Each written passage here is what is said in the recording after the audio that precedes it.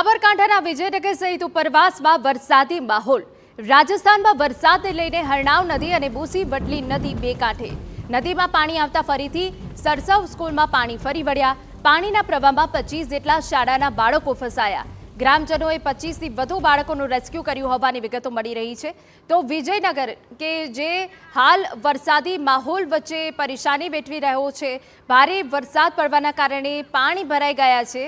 ભારે વરસાદ પડ્યો છે રાજસ્થાનમાં, જેને લઈ હરનાવ નદી અને બુસી વડલી નદી બે કાંઠે છે। હવે બે કાંઠે વહેવાના કારણે જે સરસવ સ્કૂલ છે તેની આસપાસ પાણી ફરી વળ્યા અને 25 જેટલા બાળકો હતા કે જે શાળામાં ફસાયેલા હતા। આ રીતે સ્થાનિકોએ દોરડાની મદદથી 25 થી વધુ બાળકોનું રેસ્ક્યુ કર્યું। તો આ એ દ્રશ્યો પણ છે કે જ્યાં સર્વત્ર માત્ર પાણી જ પાણીની સ્થિતિ જોવા મળી રહી છે। જે ઘોડાપુરની સ્થિતિ બે નદીમાં સર્જાઈ છે તેના કારણે ગામ તરફ પાણી ફરી વળ્યા છે અને પાણીનો પ્રચંડ પ્રવાહ વહી રહ્યો છે।